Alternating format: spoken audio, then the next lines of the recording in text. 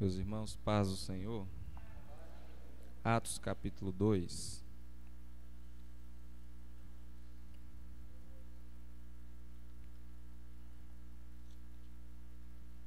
Atos capítulo 2, versículo 37.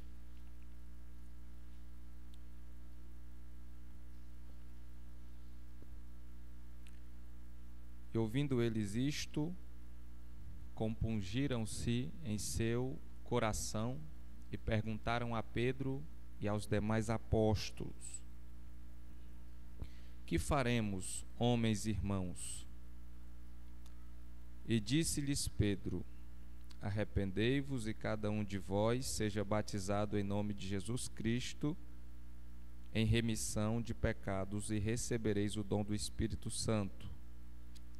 Porque a promessa vos diz respeito a vós, a vossos filhos e a todos os que estão longe, a tantos quantos Deus, nosso Senhor, chamar. E com muitas outras palavras, isto testificava e os exortava, dizendo: Salvai-vos desta geração perversa. De sorte que foram batizados os que de bom grado receberam a sua palavra, e naquele dia agregaram-se quase 3.000 almas. E perseveravam na doutrina dos apóstolos, e na comunhão, e no partir do pão, e nas orações. Em toda a alma havia temor, e muitas maravilhas e sinais se faziam pelos apóstolos, e todos os que criam estavam juntos e tinham tudo em comum. Palavra de Deus. Pode sentar, obrigado, Deus abençoe. O livro de Atos dos Apóstolos é um livro histórico e é o único livro histórico que nós temos em todo o Novo Testamento. O livro de Atos dos Apóstolos é o segundo volume de 2 registros de Lucas, o médico amado e companheiro do apóstolo Paulo. Lucas, quando escreve Lucas Atos, ele tem a intenção de averiguar detalhadamente ou buscar mais informações a respeito da pessoa e da obra de Jesus Cristo. O livro de Atos, ele se torna muito importante também porque ele é uma espécie de dobradiça, uma espécie de ponte, porque faz a ligação entre os evangelhos, ou o evangelho, e todas as outras cartas que aparecem depois, as cartas paulinas, as epístolas e o livro do Apocalipse. E dentre as características do livro de Atos, nós temos muitas informações importantes, principalmente para a compreensão do que é a igreja, a missão da igreja, o papel da igreja, ou a força da igreja, ou a maneira como Cristo atuava na igreja e ainda atua na igreja. Há muitos que leem, por exemplo, o capítulo 28 de Atos e percebem que, diferente de livros e de outras cartas, Atos não tem um desfecho. O livro termina como se não tivesse um final. Se parece muito com a parábola do filho pródigo, porque no final da parábola a gente não consegue ter uma informação a respeito da posição ou da decisão que o filho mais velho tomou, porque até então na parábola ele ficou por decidir se entrava para participar da festa ou se ia embora. Isso se dá porque, assim como na parábola do filho pródigo, o livro de Atos transmite para nós que nós somos os responsáveis pela continuidade. É por isso que na parábola do filho pródigo, que estou usando como exemplo aqui para tentar expressar o sentido que quero passar para vocês, não revela se ele entrou ou não, porque é nós que decidimos se nós entramos para a casa do Pai, para nos alegrarmos com o filho que retornou para a casa do Pai. Porque é claro que Jesus estava usando a parábola para falar de outra coisa. O livro de Atos também é conhecido como livro ou Atos do Espírito, porque quando nós olhamos para o livro de Atos, nós encontramos a presença do Espírito de Deus constantemente, em todo o tempo. Você vai para Atos capítulo 13, por exemplo, melhor, voltando, no capítulo 1, versículo 5, o Senhor diz, ou Lucas registra que Jesus, após ter dado mandamentos pelo Espírito aos discípulos, você vai para o capítulo 2, nós temos a descida do Espírito sobre os crentes que estão ali orando, aguardando o Senhor Jesus derramar do seu Espírito.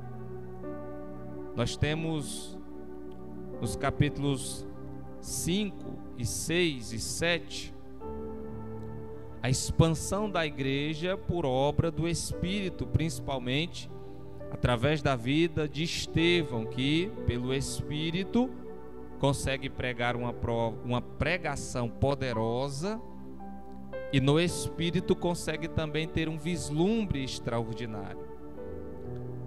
Nós temos no capítulo 8 Estevão, melhor dizendo, Filipe, no capítulo 8, ele sendo direcionado pelo Espírito e também sendo arrebatado pelo Espírito a um outro lugar, enquanto os filmes de hoje ou as mentes criativas de hoje estão aí tentando criar uma forma de teletransportar um objeto, um homem, nós vamos para a Bíblia e nós já conseguimos ter essa verdade que o primeiro teletransporte que acontece na vida de um rapaz chamado Filipe, e isso se dá por uma obra miraculosa de Deus, é milagre.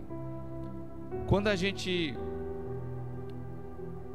analisa todo o livro de Atos, capítulo 13, que eu ia mencionando, versículo 2, o texto diz que o Espírito diz a um grupo de irmãos que entre esses irmãos estava Barnabé e Paulo.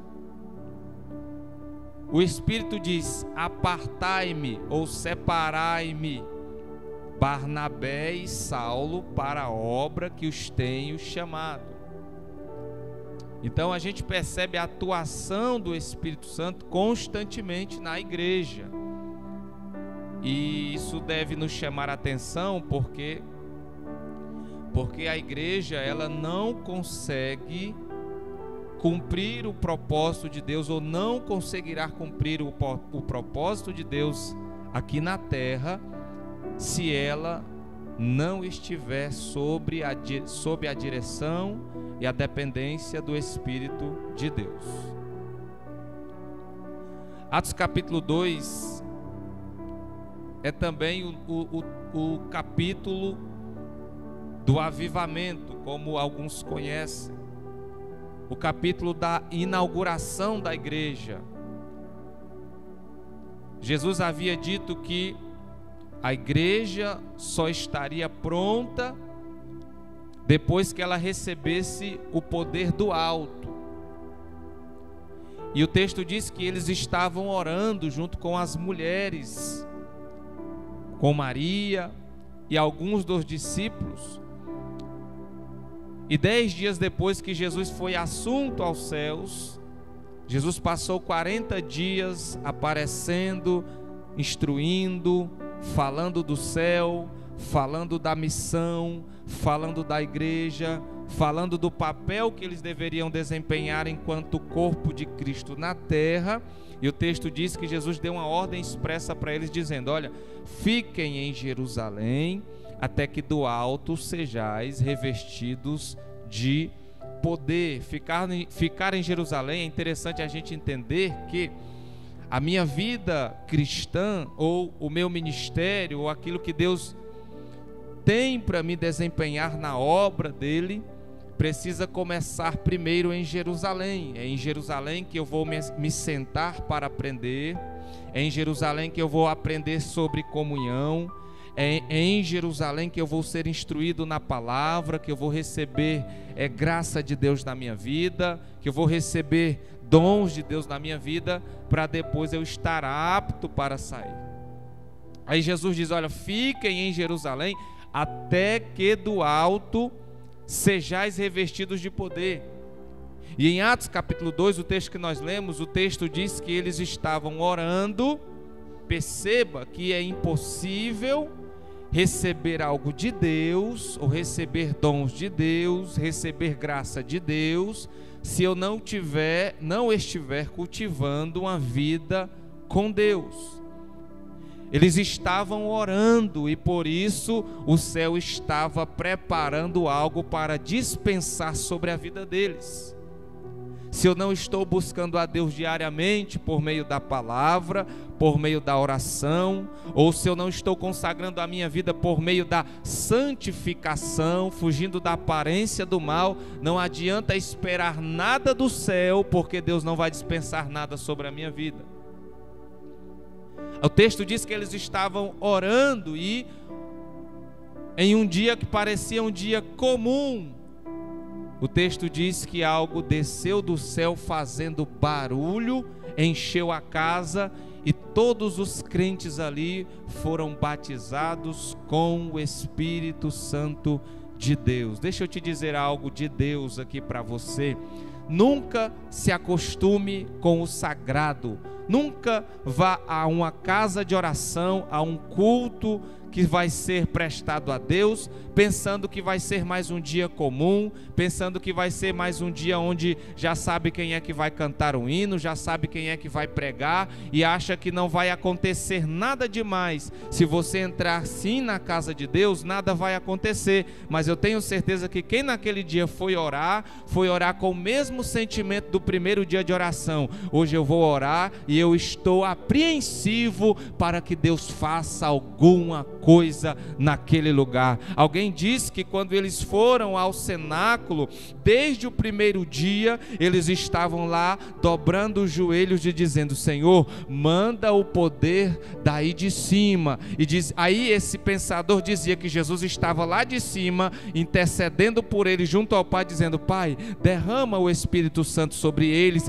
Eles lá de baixo estavam no segundo dia: Senhor, manda o Espírito para cá. Jesus estava lá de cima também no segundo dia dizendo: Pai, manda o Espírito para lá. E o texto diz: cumprindo-se o dia de Pentecostes, ouviu-se um som veemente que desceu sobre eles e encheu toda a casa, e todos foram cheios do Espírito Santo de Deus. A palavra de Deus para nós nessa noite é que Deus quer, Deus deseja, Deus está ansioso para nos encher do seu Espírito. Deus não quer pingar sobre nós, não é um pouquinho sobre nós, não. Ele quer derramar do seu Espírito. Tente imaginar você andando na rua e a chuva caindo do céu sobre você, uma chuva bem forte. É mais ou menos assim que Deus quer fazer sobre você,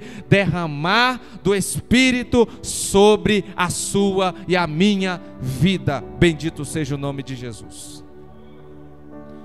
Não existe nada mais precioso que nós possamos adquirir para a nossa vida, que nós possamos receber da nossa vida, do que as bênçãos eternas espirituais de Deus. Receber casa é bom, receber emprego é bom, passar no concurso é bom, receber visita de pessoas que a gente gosta é bom, receber um Pix de 690 mil é bom, mas receber dos dons e do Espírito de Deus é melhor ainda, é melhor ainda, é melhor ainda. Quem acredita, glorifica o nome de Jesus.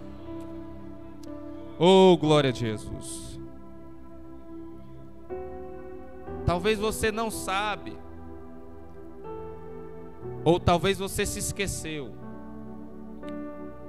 Jesus disse: olha, fiquem até que sejais revestidos de poder. E aí a gente tem que entender para que Deus nos enche do seu Espírito. Nós cremos que o falar em línguas é a evidência inicial de que alguém foi batizado no Espírito Santo. E o que é ser batizado no Espírito Santo? É ser revestido. Quando eu creio em Cristo como meu único e suficiente Salvador. E o que significa crer, irmão Oséias? Crer em Jesus não é um esforço intelectual, não é uma coisa que eu apenas imagino ou eu entendo na minha mente. Crer em Jesus é você ser uma pessoa que mentia e não mente mais, uma pessoa que enganava, não engana mais, uma pessoa que adulterava, não adultera mais, uma pessoa que vivia tirando vantagem das coisas, não tira mais. Por quê? Porque alguma coisa dentro foi mudada. A Bíblia diz que quando João Batista começou o seu ministério, ele dizia: olha, arrependei-vos, porque é chegado o reino de Deus.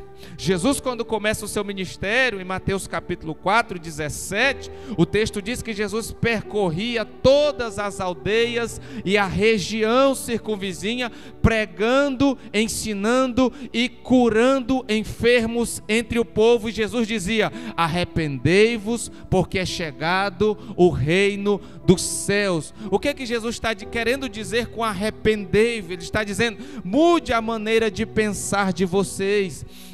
Ao mudar a maneira de pensar como um ato do crer, vocês terão a vida de vocês mudada também. O comportamento vai mudar, as atitudes vão mudar, aquilo que ambientes que você frequentava não frequenta mais, pessoas com quem você se associava não se associa mais, porque você nasceu de novo. Aí você está vestido de quê, irmãos?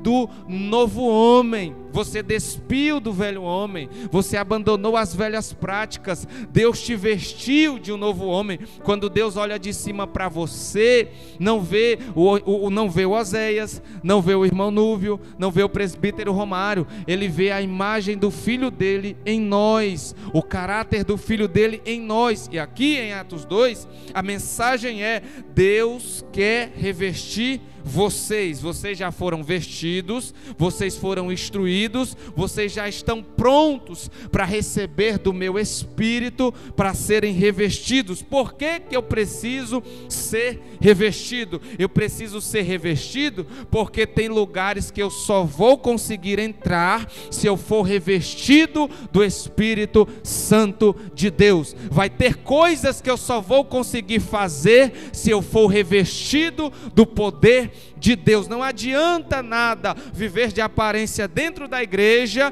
parecer que é crente para todo mundo, não ser revestido de poder e tentar expulsar um demônio na fora. Não vai acontecer nada. Não adianta nada viver de aparência aqui dentro e ir lá no hospital orar pelos enfermos. É por isso que tem muita gente que tem medo de estender a mão e orar pelo enfermo, mas quem é revestido de poder, quando diz sai dele, o demônio tem que sair. Quando diz enfermidade sai, a enfermidade tem que sair, porque está revestido do poder de Deus, do poder de Deus. Aleluia.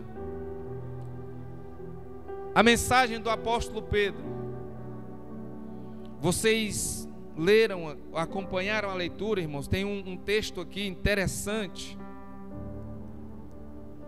O texto diz assim, versículo 37: e ouvindo isto, compungiram-se em seu coração. Tem outra tradução que diz: foram traspassados em seus corações. A mensagem de Pedro, qual foi a mensagem de Pedro aqui? Você lê depois que eles são cheios do Espírito Santo, são capacitados por Deus para a obra de Deus, para ganhar as almas para o reino de Deus. O texto diz que acontece uma situação onde pessoas dizem: esse povo está embriagado, este povo está bêbado. Eles estavam zombando dos crentes cheio do Espírito de Deus. Eu acho lindo, porque eu leio, toda vez que eu leio essa mensagem, eu consigo olhar para a nossa realidade e ver que muita gente zomba de nós, zomba da nossa fé, zomba do mover de Deus no nosso meio, diz que nós somos meninos, diz que nós ficamos com loucura no nosso meio. Aí eu fico lendo essa passagem, eu fico imaginando o povo zombando dos crentes lá dentro do cenáculo, cheios do Espírito Santo de Deus, zombando, e os crentes: rapaz, deixa zombar, se eles soubessem o quanto é maravilhoso isso que estamos sentindo aqui dentro, eles iriam pular para cá para dentro e também iriam experimentar disso. Não tenha vergonha do Evangelho, não tenha vergonha do poder de Deus, não tenha vergonha das línguas estranhas, dos dons espirituais. Diga para quem não entende que nós estamos ensaiando aqui para falar outro idioma lá no céu. Nós nos alegramos aqui, porque lá no céu a alegria será eterna, eterna, eterna. Bendito seja o nome de Jesus. Não tenha vergonha. E o interessante é que o texto diz que depois dessa situação, Pedro se levanta e começa a pregar. E qual é a pregação de Pedro? Irmãos, se a gente for resumir a mensagem de Pedro, Pedro pregou uma mensagem cristocêntrica.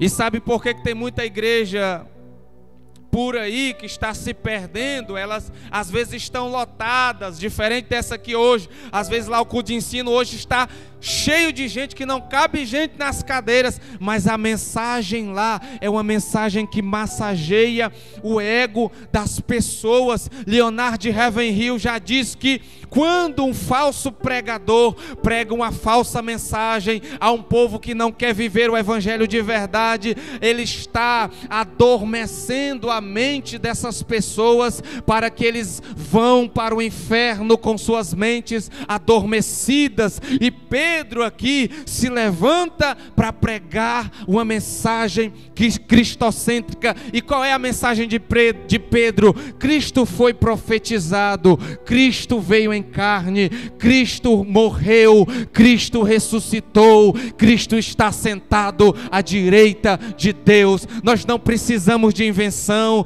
não precisamos de mensagem coach, não precisamos de mensagem de autoajuda. Nós precisamos pregar Cristo e este ressuscitado. Precisamos voltar a pregar a mensagem da cruz. Sabe por quê? Vai ter dia que vai chegar gente aqui e vai sentar no banco, vai começar a ouvir a mensagem de Cristo, não vai gostar muito da mensagem, mas quando ele chegar em casa, que botar a cabeça no travesseiro, o Espírito Santo vai bradar na mente dele e vai dizer: eu te amo, o meu filho morreu por você, entregou a vida por você, tome uma decisão hoje, agora, para que eu mude a sua vida de uma vez por todas. Quando eles ouvem a mensagem do Cristo, o texto diz: os seus corações foram traspassados. É como se Pedro pegasse um punhal e atravessasse o coração de cada ouvinte que estava ali. Os seus corações foram traspassados. Mas por que isso aconteceu? Não é por causa da capacidade de Pedro, não, é porque quem estava ali ouvindo a mensagem estava desejoso de ouvir a mensagem, estava com o coração aberto. Olha o que o texto diz, versículo de número 41 diz: de sorte que foram batizados os que de bom grado receberam a sua palavra. Foram batizados os que de bom grado receberam a sua palavra. Então, o que vai determinar como eu vou sair daqui hoje, ou como eu vou sair daqui cada culto que eu entrar aqui, a cada palavra cantada aqui nos louvores, a cada palavra ministrada através de testemunho, a cada palavra pregada aqui neste púlpito, vai ser determinado pela maneira como eu recebo ela no meu coração. Se eu chegar aqui apenas de corpo presente, com pensamento lá fora, esquecendo-me que esse é um ambiente de adoração, eu não me lembro. Às vezes a gente entra na casa de oração e se esquece que a gente passa 22 horas, 23 horas, 20 horas de todo o nosso dia vivendo para nós, cuidando dos nossos interesses, correndo atrás das nossas coisas. Aí Deus só pede 2 horas da nossa atenção,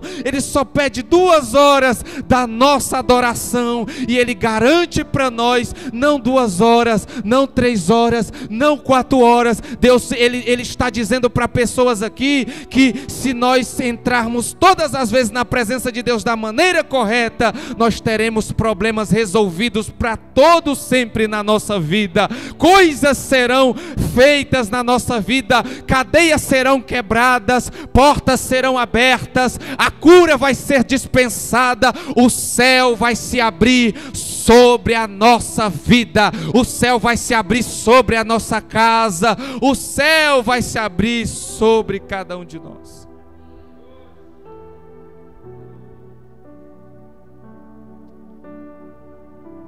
O conteúdo da mensagem de Pedro.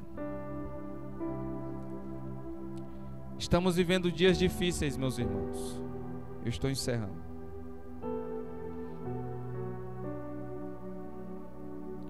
A Bíblia nos alerta que nos últimos dias, os últimos dias seriam iguais aos dias de Noé. Sabe o que caracterizava os dias de Noé? 3 características. A primeira, as pessoas, elas viviam como se o mundo nunca fosse acabar, correndo atrás de sonhos pessoais, de ambições pessoais, casas, carros, dinheiro. A outra característica é que os dias de Noé era um período de muita violência. E se você for analisar aí, eu tenho certeza que muitos aqui ou alguns aqui viram só na nossa cidade o quanto que a violência tem aumentado. E se a gente for olhar a nível global, guerras acontecendo, e alguém vai dizer: mas guerra sempre teve. Mas quando Jesus disse que haveria guerras, Ele estava dizendo que à medida que o seu dia se aproximasse, elas se intensificariam. Outro dia eu vi uma matéria onde um menino de 12 anos matou a mãe, matou o pai e matou o irmão por causa de um jogo de celular. E aí Jesus falou sobre isso: por se aumentar a iniquidade, o amor de muitos se esfriará. Irmãos, vocês têm visto o quanto o número de mulheres assassinadas tem aumentado? E o pior não é a morte dessas mulheres, é a maneira como elas estão sendo mortas. Vocês perceberam que a criação, a natureza, ela está diferente.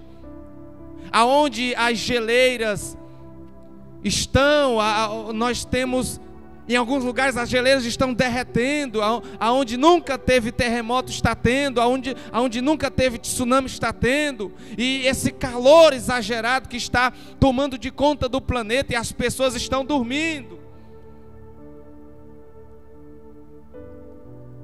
É porque elas estão ignorando que a palavra diz a respeito de Cristo, a respeito dos últimos dias. E a violência era a segunda característica. A terceira característica era a depravação moral, a imoralidade.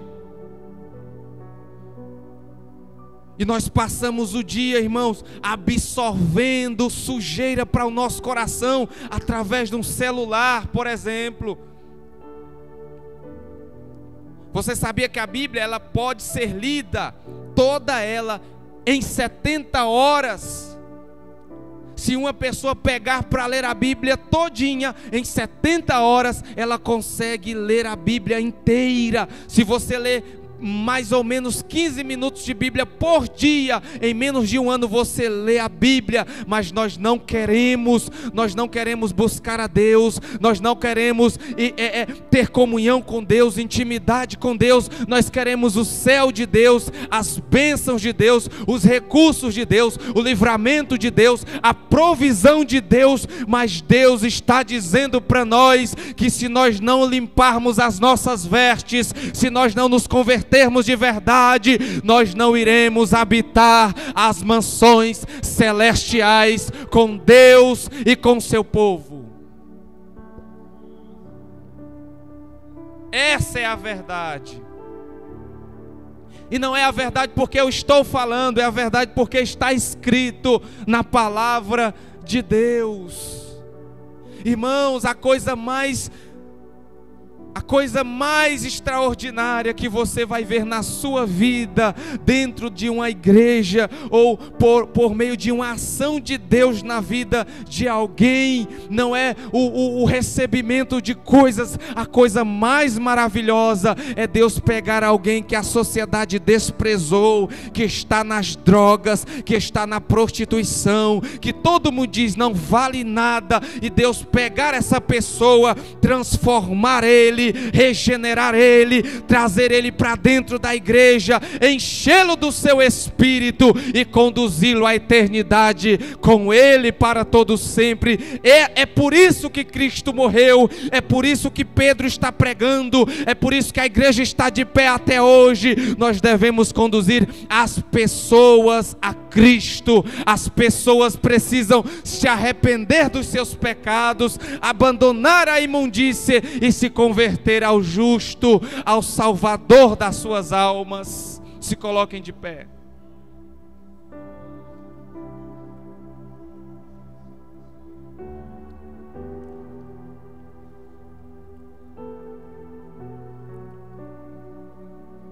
Eu estou temendo por esta mensagem, sabe por quê? Porque eu posso estar acrescentando condenação na sua vida hoje. Lá em João capítulo 2, Jesus disse assim: eu a ninguém julgo.